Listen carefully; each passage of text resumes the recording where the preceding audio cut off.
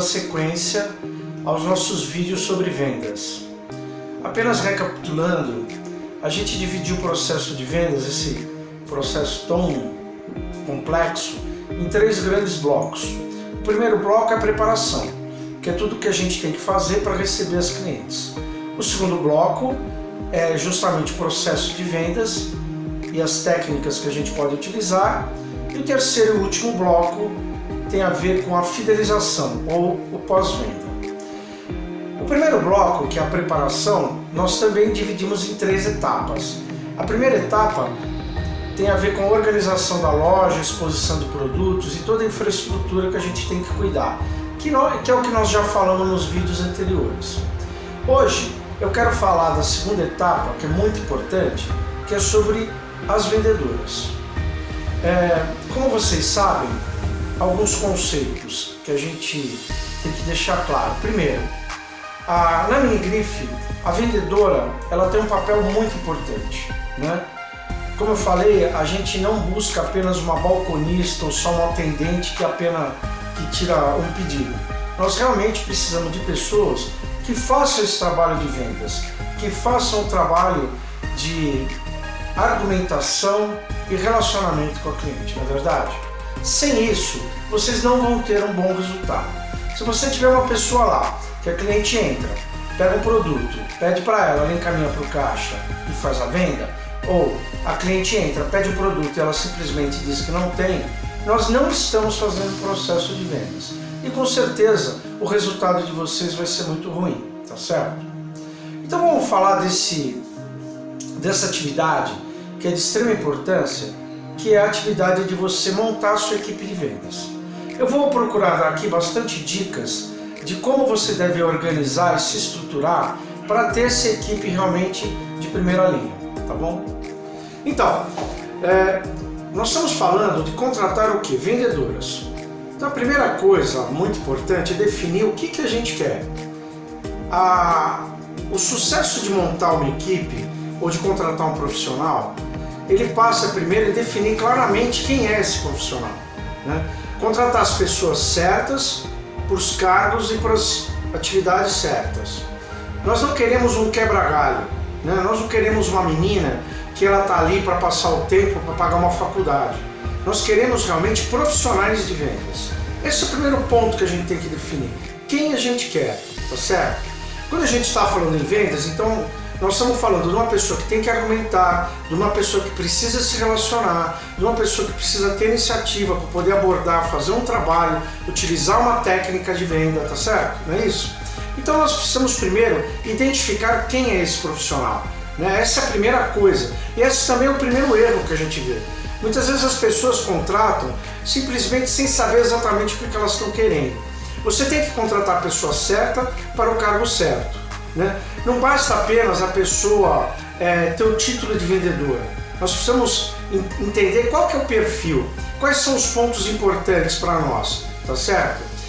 Por exemplo, não adianta a gente querer contratar também uma pessoa que esteja acima do cargo que a gente está propondo.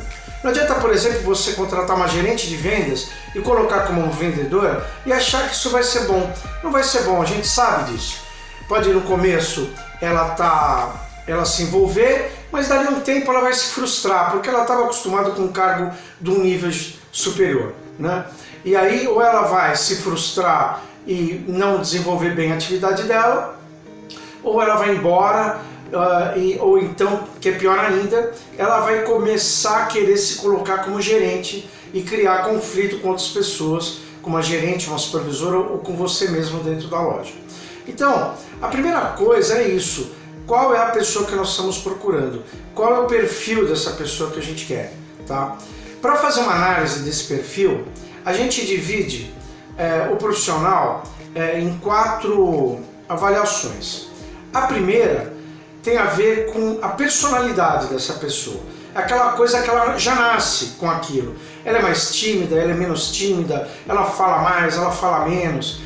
Tem a ver com a personalidade, né? É uma pessoa mais comunicativa, mais fechada. É o primeiro ponto que a gente tem que avaliar. O segundo ponto tem a ver com as técnicas e os conhecimentos que ela tem. ela pode ter essas técnicas através de cursos que ela fez, de treinamentos que ela fez dentro de outras empresas, né? São conhecimentos, são habilidades que ela teve através de treinamentos, de cursos. A terceira coisa que nós temos que avaliar é o aspecto pessoal dela, né? Se ela é uma pessoa que mora perto, se é mãe, se tem filho, a idade dela, maturidade dela, é uma coisa que tem a ver com um lado mais pessoal. E por último, a gente tem que entender a parte de experiência profissional. Ou seja, ela já trabalhou com vendas? Ela nunca trabalhou com vendas? Ela já trabalhou? Em que empresa ela trabalhou? Quantos anos ela trabalhou? Ela mudou muito de emprego? Ela trabalhou numa empresa de ponta? Ela trabalhou numa empresa que dava treinamentos, que tinha metas de vendas, tinha indicadores de vendas? Como é que funcionava isso? Enfim, são essas 4 frentes que a gente, primeira coisa, tem que definir antes de pensar em contratar alguém, tá certo? Então, pessoal, a primeira avaliação que a gente tem que fazer com a vendedora numa entrevista é sobre a personalidade dessa vendedora. Pois bem, se a gente espera que essa vendedora ela desenvolva relacionamentos, que ela tenha argumentação, né, que ela tome iniciativa, que ela apresente produto. Nas técnicas de venda nós vamos ver, ela tem que fazer uma sondagem, tem que apresentar o produto, tem que abordar a cliente. Pois bem, o que na personalidade dela tem a ver com esse tipo de atividade? A primeira coisa, ela tem que ser uma pessoa comunicativa, tem que ser uma pessoa alegre, né? O vendedor tem que ser uma pessoa muito simpática, sorridente. O sorriso é a primeira arma de um vendedor. É olho no olho, dizer bom dia, boa tarde, sorrir, ser receptiva, ser alegre, né? Essa pessoa ela não pode ser tímida, né? Ela não pode ter vergonha. Ela tem que ser uma pessoa que goste de falar, que ela articule bem, ela seja articulada, que ela saiba ouvir, porque também não é só falar, né? O bom vendedor tem que fazer as perguntas certas e ouvir, então ela tem que saber ouvir. Ela tem que saber receber críticas. A gente sabe que no processo de vendas, muitas vezes existem conflitos, existem clientes não muito agradáveis, não muito educados, mas ela tem que saber receber essas críticas. Ela tem que ser uma pessoa organizada, que goste de limpeza, que goste de arrumação, porque é importante, ela vai ter que fazer esse trabalho, né, de organizar o seu setor, né? Ela tem que gostar do que ela faz, né? Ela tem que ter uma personalidade de que ela goste dessa profissão de vendedora. Ali não é um quebra-galho para ela. Ela não está ali para pagar uma faculdade, para pagar uma escola, para sustentar simplesmente o filho. Você tem que encontrar realmente vendedoras profissionais, pessoas que amam aquilo que querem, que fazem, né? E que realmente querem se desenvolver e querem trabalhar isso a vida inteira, tá certo? E a questão principal da personalidade de um vendedor ou de qualquer profissional é que a personalidade é uma coisa que nasce com as pessoas. Dificilmente você vai transformar uma pessoa tímida numa pessoa comunicativa. A personalidade, para um vendedor, se ele é uma pessoa comunicativa, se ele é uma pessoa articulada, é uma coisa muito importante que você não vai conseguir mudar. Se a pessoa não tem a personalidade correta, não tem jeito, ela não serve como vendedora. Por isso, na hora de você fazer uma entrevista, é muito importante você conversar e não só apenas falar, mas fazer perguntas e deixar essa pessoa expor as suas ideias, né? Fazer perguntas sobre como ela trabalha, sobre organização, etc. E ver como é que ela fala. Se ela é uma pessoa articulada, se ela é uma pessoa comunicativa, né? Se na hora que você está falando ela escuta, né? Isso tudo é muito importante, tá bom? Bom, a segunda coisa que a gente procura avaliar é a experiência profissional. Experiência profissional tem a ver muito com a idade da pessoa, né? Lógico, a pessoa mais nova tem menos experiência, a pessoa mais velha tem mais experiência, mas não é só isso. É ver aonde ela trabalhou, quais foram as empresas que ela trabalhou. Existem empresas que realmente são empresas de pontas, que usam técnicas de venda, que avaliam os seus vendedores, que dão benefícios, que dão premiações, que fazem cursos, reciclagens. E existem aquelas empresas que não fazem nada disso, né? Pelo contrário, a pessoa tem uma experiência profissional ruim, porque naquela empresa que ela estava, ela não era cobrada de nada, ela ficava lá num canto e fazia o que ela queria do jeito que ela queria. Isso também é muito ruim. A experiência profissional tem a ver com os empregos que ela passou, né? É muito importante também avaliar isso. Uma pessoa que pula de emprego em emprego, fica um ano num lugar, 3 meses no outro, 5 meses no outro, ela não tem um bom perfil. Porque se ela fosse uma boa vendedora, ela seria aproveitada de uma maneira melhor nessas empresas.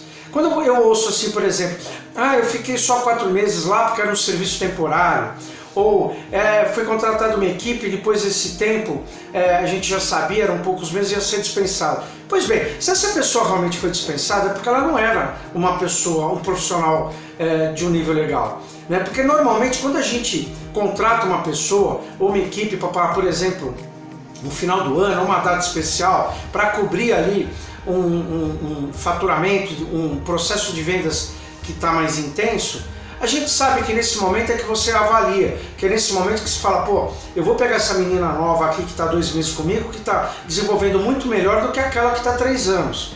Então normalmente a pessoa que entra, fica alguns meses e sai, é porque realmente ela não teve nada no trabalho dela que destoou do resto da equipe.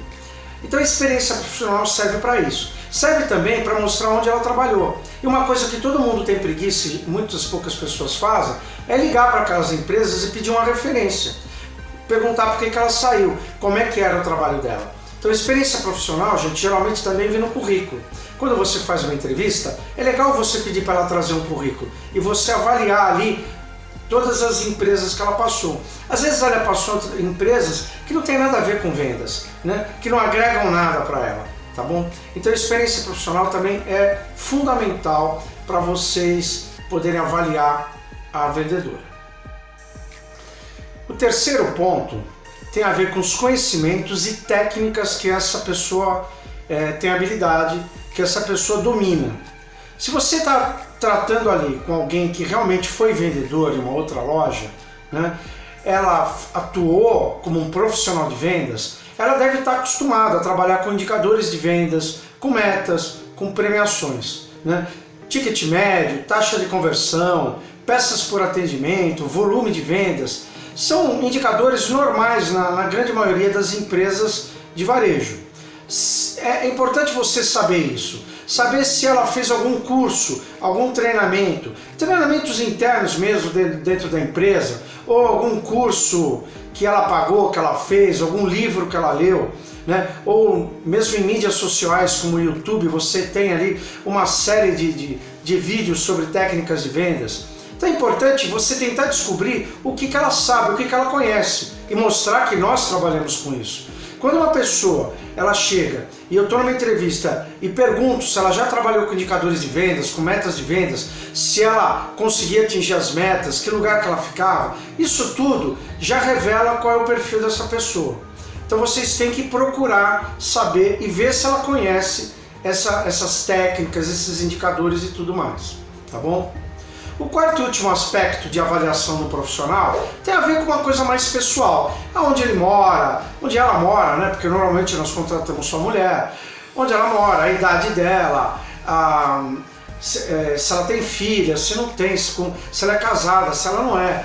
Bom, não dá para criar uma regra, né? Dizer que uma menina mais jovem, de 22, 20 e poucos anos, ela é melhor que uma senhora de 35 anos. É um pouco difícil, né? Mas normalmente o ideal é que vocês peguem pessoas de 22 até 35 anos, tá? Uma pessoa muito jovem, às vezes está muito imatura, ainda está numa fase da vida que não sabe o que quer. Uma pessoa também já com uma idade um pouco mais avançada, já não tem mais aquele pique. Eu não estou querendo criar uma regra, né? Eu já me surpreendi com moças super jovens que eram extremamente responsáveis, né? Como pessoas com mais idade, 40, 45 anos, que tinham um pique que nenhuma daquelas moças tinham. Mas é importante você procurar avaliar. Outra coisa é se ela mora longe, se ela mora perto. Uma pessoa que tem que pegar 2, 3, 4 condições para ir e para voltar, que perde mais de 1h30 para ir, 1h30 para voltar, por melhor que ela seja, vai ser complicado ela trabalhar com você. O teu vale transporte vai ser muito caro, ela vai sempre chegar cansada, mesmo que ela seja pontual. Se ela não for pontual, o transporte vai ser sempre uma desculpa para os atrasos dela. Então tem que avaliar bem. Por exemplo, se ela tem filha, quem que cuida da filha quando ela está trabalhando? né? Normalmente a gente que tem loja, principalmente aquelas de shopping, vocês sabem que é bem complicado, porque são duas escalas, trabalha de domingo a domingo, trabalha de feriado, né? Muitas vezes a menina da manhã falta, aí você tem que puxar de tarde para amanhã, ou de tarde falta, você tem que pegar de manhã e passar para de tarde. Então, todas essas coisas, elas têm que ficar informadas que podem acontecer, né? E elas têm que estar preparadas de que, acontecendo, elas vão ter que atuar dessa forma. Mudança de local de trabalho, mudança de horário de trabalho, às vezes trabalhar no sábado e domingo, em épocas de pico, às vezes pode ter que fazer hora extra, né? Então, essa é uma questão pessoal que a gente tem que avaliar, né? Você fazendo as perguntas certas, você já vai ver se ela é uma pessoa aberta a esse tipo de coisa ou não, tá bom? Esse aspecto pessoal também é importante. Então, esses são os 4 pontos que a gente tem que avaliar. Se vocês pegarem, tem tanto aí no OneDrive como em materiais impressos, a gente tem uma série de capítulos sobre recursos humanos, né? Explicando, por exemplo, as perguntas que você deve fazer e tudo mais.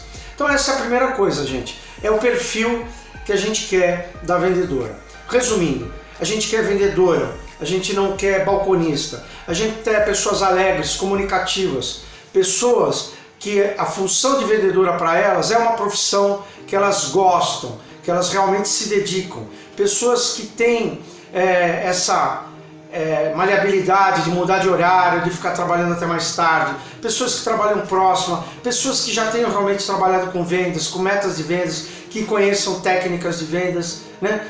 E pessoas também que gostem de trabalhar em grupo, né? Porque isso também é muito importante na avaliação, principalmente nesse lado de personalidade, nesse lado pessoal, né? Porque não existe o trabalho individual. Quando uma vendedora ela faz uma má venda, ou quando ela trata uma cliente ruim, né? Aquela cliente que poderia sair, lembrando daquela coisa do propaganda boca a boca, né? Quando a cliente ela é bem atendida, ela vai falar para a prima, para a irmã, para a tia, para a filha, ela vai falar bem da tua loja. Quando ela é mal atendida, ela não vai falar mal da vendedora, ela vai falar mal da tua loja. E isso é ruim para todo mundo. É ruim para a equipe, é ruim para a vendedora, né? É ruim para as outras vendedoras.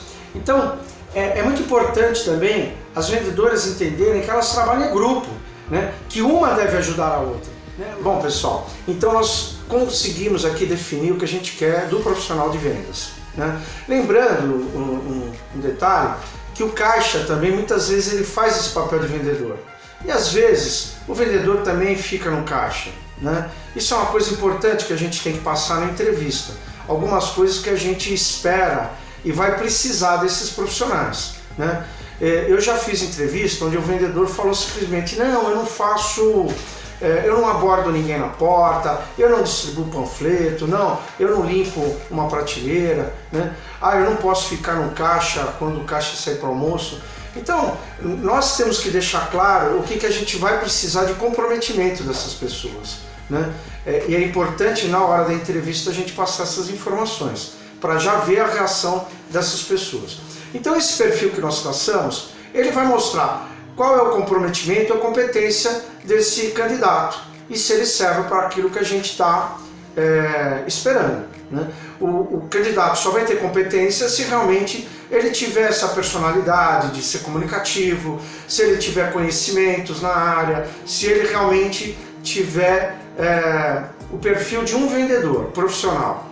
E só vai ter comprometimento se ele reunir condições como personalidade alegre, comunicativa, condições de trabalho, por exemplo, ele poder fazer um horário estendido, ele ajudar no recebimento de produtos, abordagem, limpeza e organização da loja.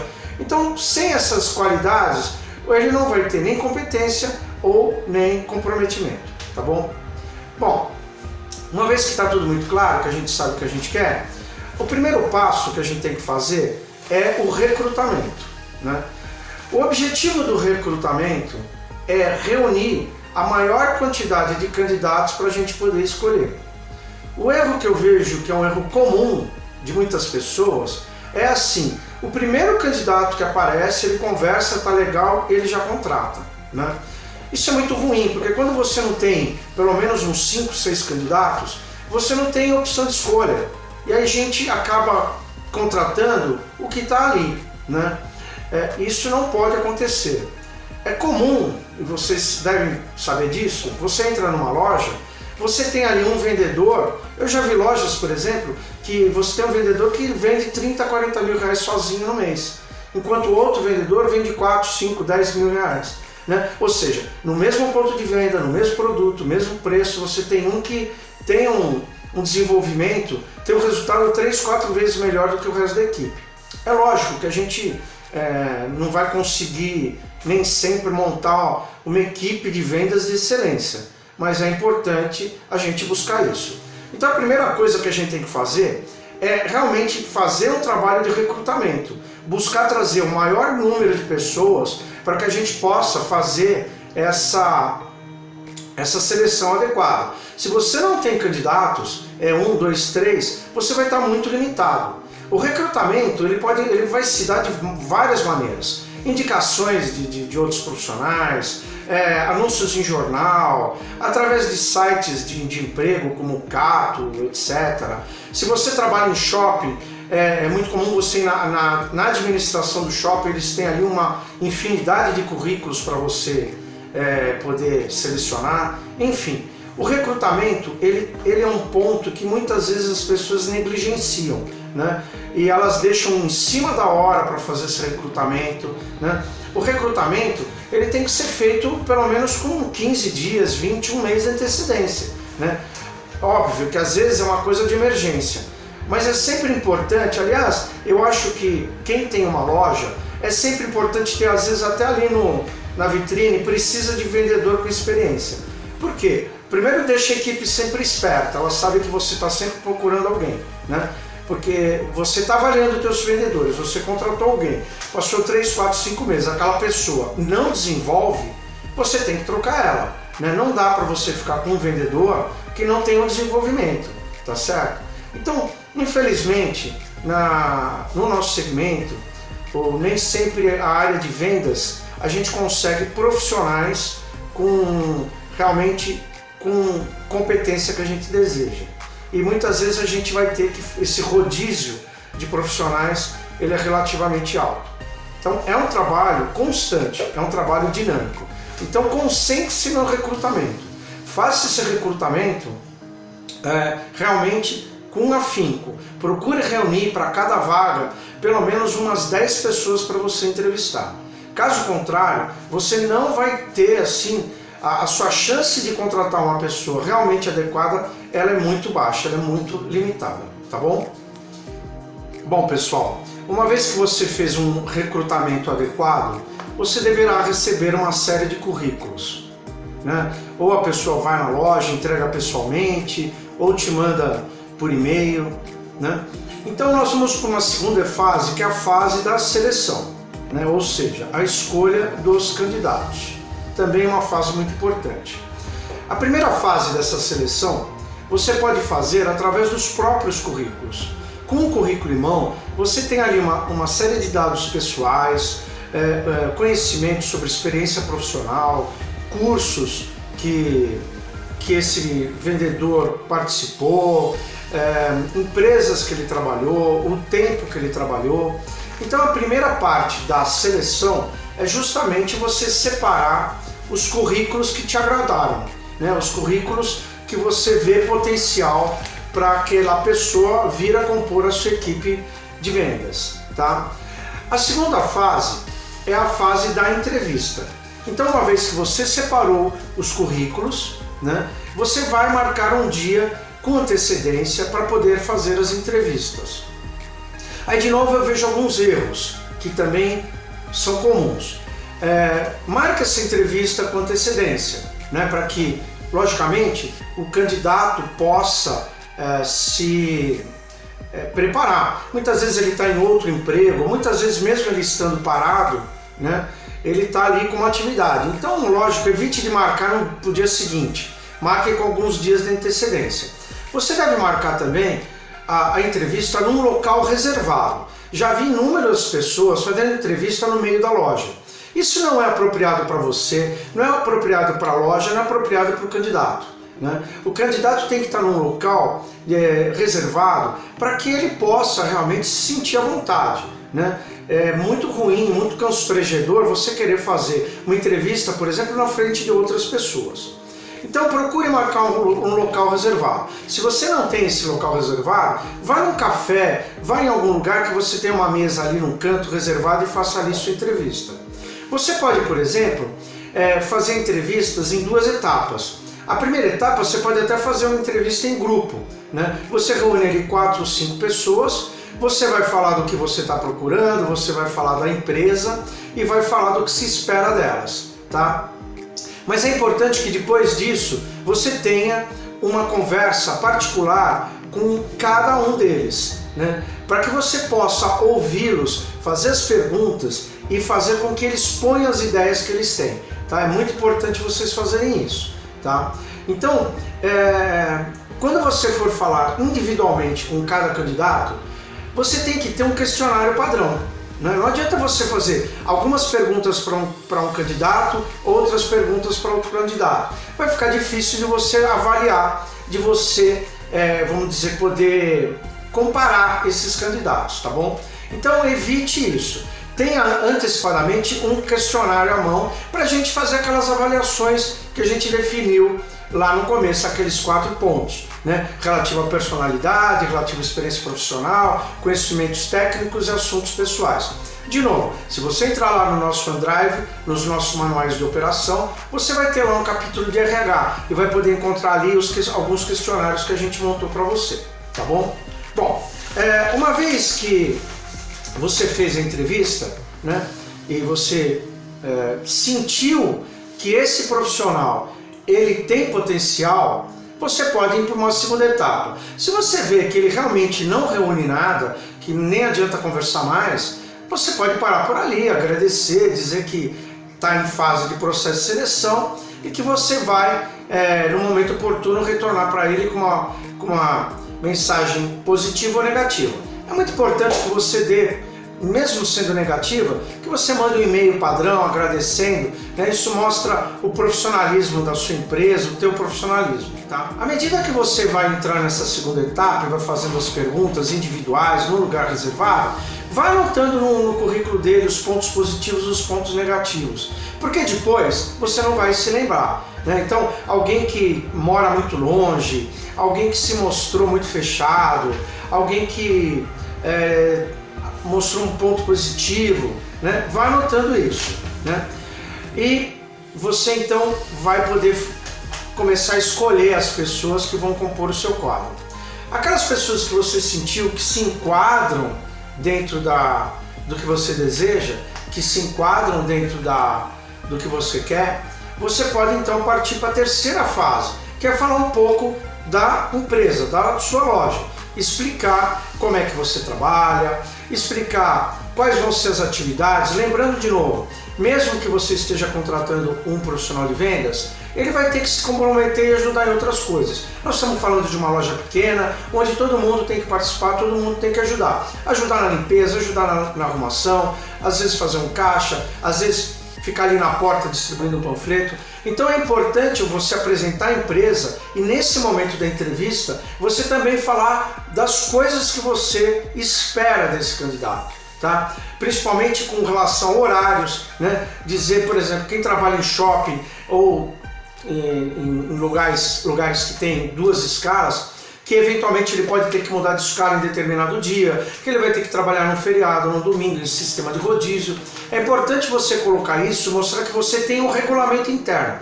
Nós também temos um regulamento interno ali no nosso OneDrive, no manual de operações, né? Que você deve, inclusive esse regulamento interno, ele ser impresso e no ato da contratação você pedir para que ele assine todas as páginas e deixe isso guardado no seu prontuário, para ele saber formalmente quais são as regras da sua empresa. Se ele não souber dessas regras de uma maneira formal, documentada, mais para frente, se você quiser fazer uma advertência, você não vai fazer. Então é muito importante cada loja ou quiosque ter esses regulamentos internos, tá? Assinado pelo candidato, no caso quando ele for contratado, onde ele fica com uma via e você vai guardar outra, tá certo?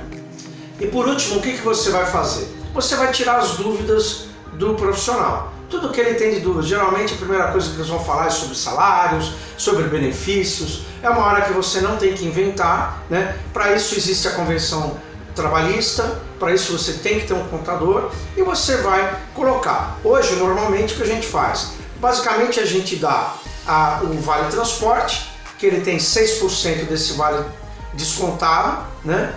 E a gente trabalha no sistema de comissionamento, que pode ser fixo ou escalonável, dependendo do que você escolher. Nós geralmente orientamos que você faça uma comissão escalonada conforme o faturamento, tá? Mas é importante você colocar que existe esse regulamento, que vocês trabalhem em cima de metas, que vão ter premiações, que você trabalha com indicadores de vendas, que você vai cobrar ele principalmente em cima desses indicadores. É muito importante isso para que depois isso não se torne uma surpresa para ele. Ele tem que saber isso antes de ser contratado, tá bom?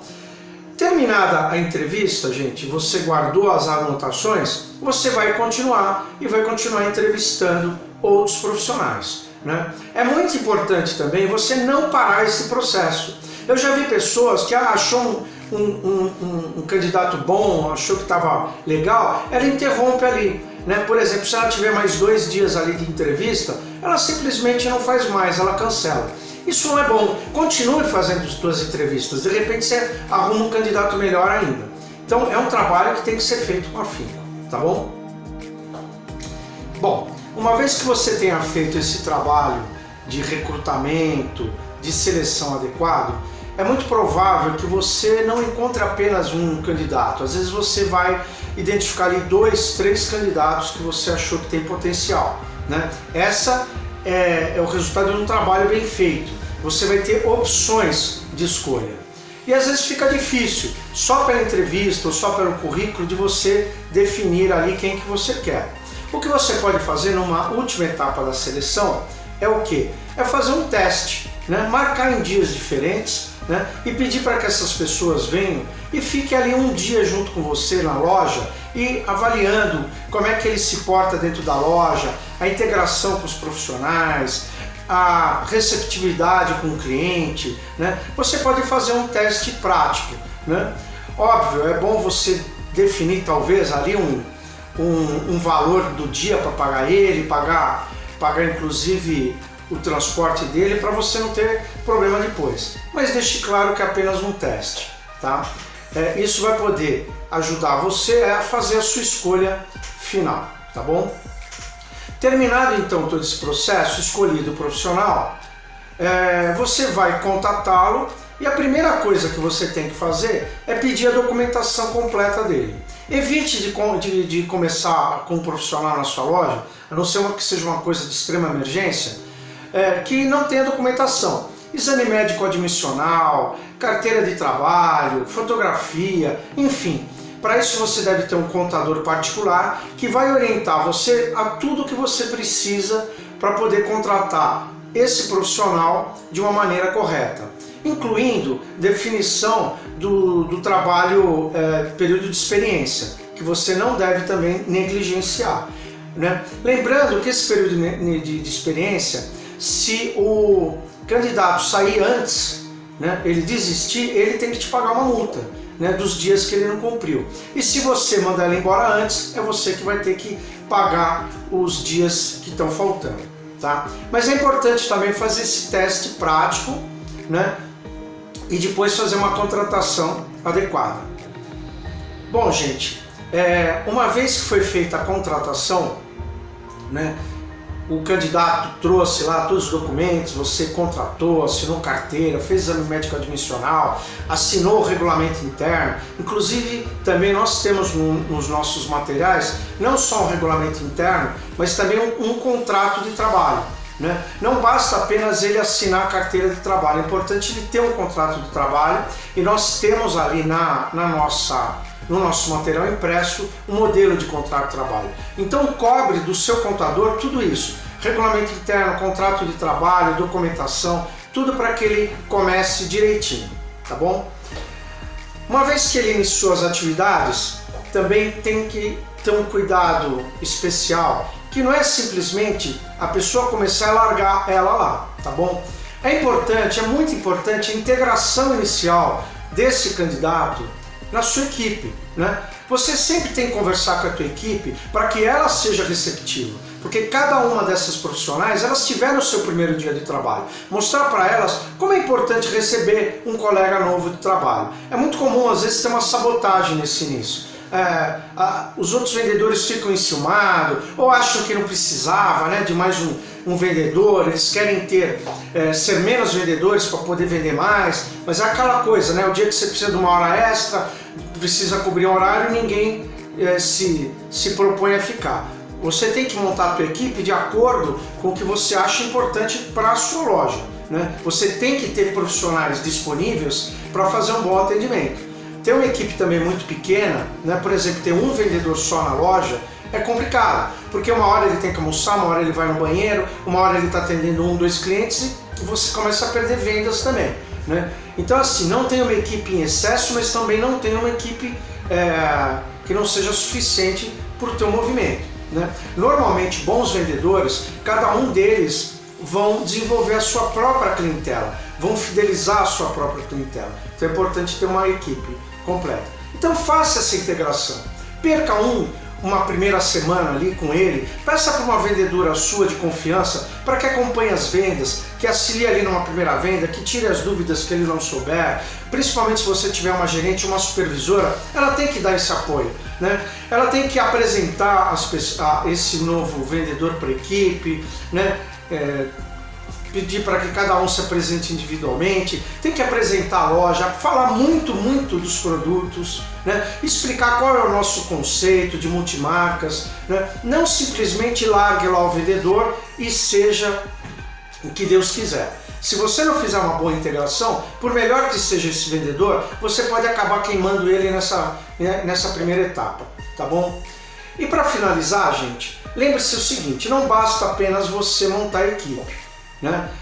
Eu vou montar um outro vídeo, nós vamos ter um outro vídeo que vai falar sobre liderança, né? O trabalho do gerente, ou se você que é franqueado fica ali à frente da sua loja, da sua franquia, do seu quiosque, ele é muito importante. Esse trabalho de liderança, de motivação, de puxar todo mundo para vendas, né? De saber conversar com um profissional que não está bem, de orientar ou de delegar, né? Isso faz parte também para você ter uma equipe campeã de vendas, né? Aquele franqueado que acha que coloca o vendedor lá e ele vai se virar sozinho, que se ele não for bom o negócio não vai girar, ele está errado, ele tem que participar. Você como liderança, ou sua gerente, ou seja quem for, é responsável em manter uma equipe motivada, é responsável em fazer o desenvolvimento dessa equipe. Então o trabalho do dia a dia, o trabalho que você vai fazer ali por diante, né, de manter as regras, de manter a equipe sempre em ordem, né, não ficar negociando regras da loja,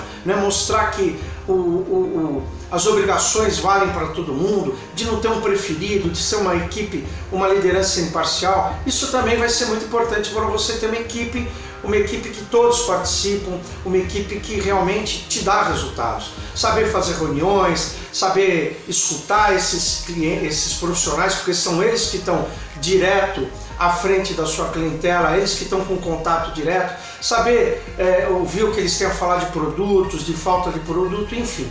É um exercício dinâmico e constante que é fundamental para o sucesso da sua unidade, tá? E por último, para você que é itinerante, para você que não tem uma equipe, tudo isso que eu falei vale para você também como vendedor, né? Você tem que ser a sua própria chefe, você tem que ser a sua própria motivadora, né? É importante tudo isso que eu falei, você analisar e incorporar no seu trabalho, quando você monta um bazar, quando você atende uma cliente. Tá bom, gente? Muito obrigado e vamos para o próximo vídeo.